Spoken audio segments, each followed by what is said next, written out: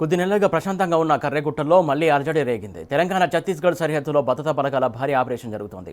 కర్రెగుట్టలో భద్రతా బలగాలు అష్టదిగ్బంధనం చేశాయి. మావోయిస్టు పార్టీ అగ్రనేతలు దేవ్జీ పాపారావు, బడే దామోదర్ లక్ష్యంగా గుట్టలో సిఆర్పీఎఫ్, డిఆర్జీ, ఎస్టీఎఫ్ బలగాలు కూంబింగ్ ఆపరేషన్ నిర్వహిస్తున్నాయి. భారీ ఎన్కౌంటర్ కొనసాగుతున్నట్లు పోలీసు వర్గాలు తెలిపాయి.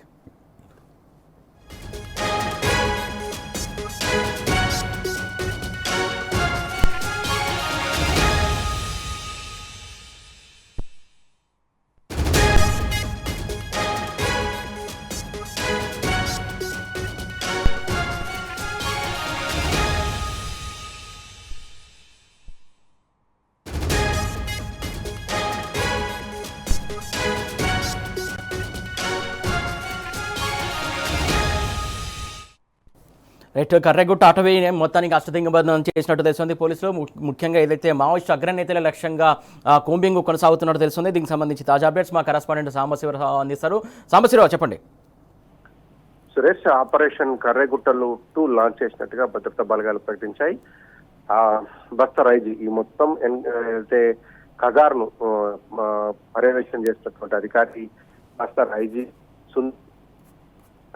రెస్పాండ్ అయ్యారు. ఏం జరుగుతుంది కర్రెగుట్టలో అనే దాని మీద ఒక రెస్పాండ్ అయ్యారు. ఒక వీడియో బయట కూడా రిలీజ్ చేశారు.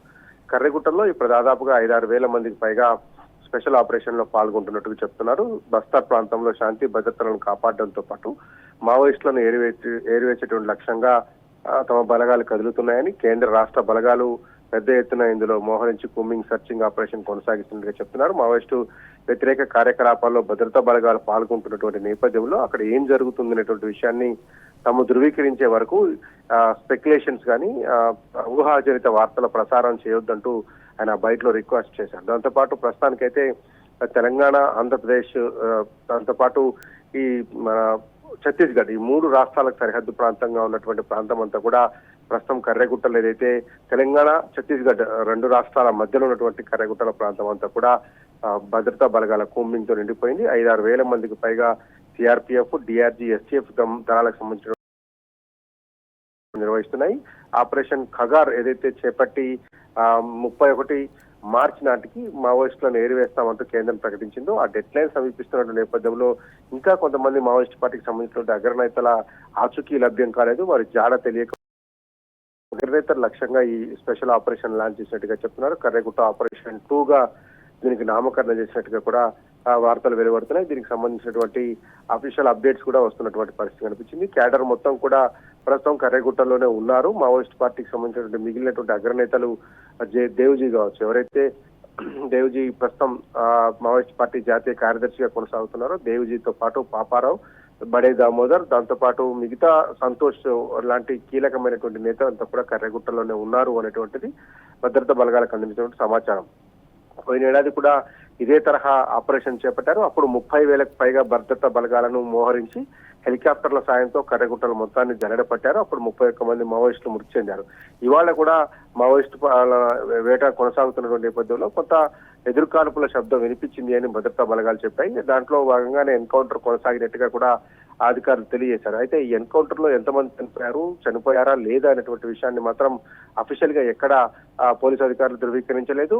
వాస్తవంగా అక్కడ చనిపోయినట్టుగా కూడా ఎలాంటి ఆధారాలు లేవంటూ కూడా ఐజీ చెప్తున్నారు. మొత్తంగా కర్రెగుట్టలు కొంతకాలంగా ప్రశాంతంగా ఉన్నది. ఇటు తెలంగాణ కావచ్చు, అటు ఛత్తీస్గఢ్ వైపు నుంచి కావచ్చు, 2 వైపుల నుంచి కూడా ప్రశాంతంగా ఉంది. కానీ నివురుగప్పిన లిప్పులాగా ఇక్కడ భద్రతా బలగాలు క్యాంపులను ఏర్పాటు చేసుకోవటం, ఇటు పామూరు వైపు తెలంగాణ రాష్ట్ర సరిహద్దు ప్రాంతమైనటువంటి పామూరు వైపు కూడా ఒక బేస్ క్యాంప్ ఏర్పాటు చేసుకోవటం, దాంతోపాటు కర్రెగుట్టల మీద కూడా బేస్ క్యాంపులను ఏర్పాటు చేసి ప్రస్తుతానికి 4-5 బేస్ క్యాంపులను కర్రెగుట్టల్లో ఏర్పాటు చేసుకుని అక్కడ మావోయిస్టులు ఆవాసం ఏర్పరచుకోకుండా జాగ్రత్తలు తీసుకునే దాంట్లో భద్రతా బలగాలు నిమగ్నమై ఉన్నాయి. కానీ గడిచినటువంటి నెల 15 రోజులుగా మావోయిస్టుల సంచారం కానీ, మావోయిస్టులకు సంబంధించినటువంటి కీలక నేతల యొక్క ఆచూకీ కానీ లభ్యం కాకపోవడంతో మళ్ళీ ఈ ముఖ్యమైనటువంటి నేతలు కొన్ని దళాలను తీసుకొని కర్రెగుట్టల్లోకి వచ్చి ఉంటారనేటువంటిది ఒక పక్కా సమాచారాన్ని బేస్ చేసుకున్నటువంటి భద్రతా బలగాలు ఈ ఆపరేషన్ 2 లాంచ్ చేసినట్టుగా చెప్తున్నారు. ఈ ఆపరేషన్ 2ని ఎప్పటిలోగా ముగిస్తారనే దాని మీద ఒక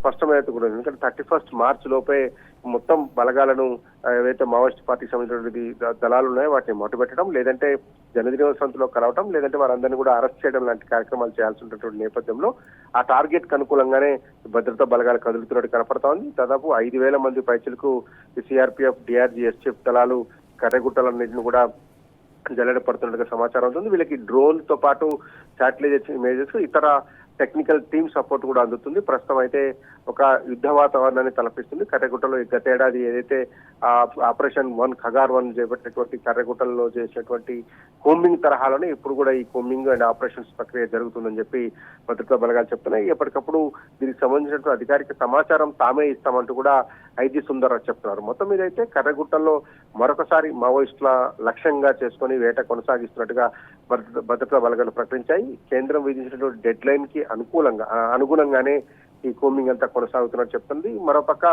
దేవ్జీ ఆచూకీ ఇప్పటివరకు లభ్యం కాలేదు. హిడుమా తో పాటు అతను ఉన్నాడు, పట్టుబడ్డాడు అనేటువంటి ఒక స్పెక్యులేషన్స్ బయటకు వచ్చిన తర్వాత ఆంధ్రప్రదేశ్ రాష్ట్రం నుంచి పారిపోయేందుకు, ఇతర రాష్ట్రాలకు తరలిపోయేందుకు ప్రయత్నం చేసేటువంటి నేపథ్యంలో హిడుమా అక్కడ ఎన్కౌంటర్ లో బలైనటువంటి నేపథ్యంలో ఆ తర్వాత దేవ్జీకి సంబంధించినటువంటి సమాచారం ఇప్పటివరకు బయటకు రాలేదు. ఆ తర్వాత భారత దేవ కూడా లొంగిపోయినటువంటి పరిస్థితులు ఉన్నాయి. ఇవన్నీ చూసిన తర్వాత మిగిలిపోయినటువంటి నక్సలైట్లు ఎవరైతే కీలకమైనటువంటి నేతలు ఉన్నారో వారందరినీ అదుపులోకి తీసుకునేలో భాగంగా, లేదంటే జనదినోత్సవంలో కలవాలని తెలంగాణ డీజీపీ కూడా కొద్ది రోజుల క్రితం ప్రకటన జారీ చేస్తున్నారు. సో ఇటుపక్క అటుపక్క రెండు వైపుల నుంచి అష్టదిగ్బంధం చేసినటువంటి నేపథ్యం కూడా ఉన్నది. ఒక పక్క తెలంగాణ రాష్ట్రం నుంచి ఎన్కౌంటర్లు లేవని చెప్తున్నటువంటి నేపథ్యంలో ఆ భద్రతా బలగాలని కూడా బీజాపూర్ వైపు నుంచి, అంటే ఛత్తీస్గఢ్ రాష్ట్రంలో ఉన్నటువంటి బీజాపూర్ జిల్లా నుంచి ఈ ఆపరేషన్ కర్రెగుట్ట 2 చేపట్టినట్టుగా కూడా మనకు సమాచారం అవుతుంది. అటు నుంచి భద్రతా బలగాలు జల్లెడ పడుతూ ఈ మావోయిస్టులను ఏరివేసేటువంటి కార్యక్రమానికి శ్రీకారం చుట్టినట్టుగా చెప్తున్నారు. ఏదేమైనప్పటికీ కూడా రాబోయే వారం 10 రోజుల్లో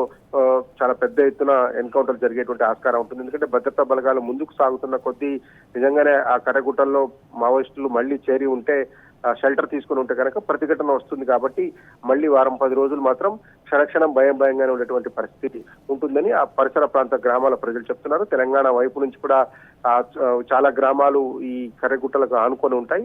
ఆ గ్రామాల్లో కూడా ప్రజలకు కొంత భయభ్రాంతులు గురవుతున్నట్టు నేపథ్యం. మన పోలీసులు కూడా ఒక హెచ్చరిక జారీ చేశారు. అనవసరంగా కర్రెగుట్టల వైపుకు వెళ్ళొద్దు అంటూ కూడా పోలీసుల నుంచి కూడా ఒక హెచ్చరిక చేస్తున్నారు. భద్రతను కట్టుదిట్టం చేసి రెండు రాష్ట్రాల సరిహద్దులు ఉన్నటువంటి రాకపోకలను కూడా పూర్తి స్థాయిగా డేగ కన్నుతో పర్యవేక్షిస్తున్నారు. Suresh, thank you Sambasivarao.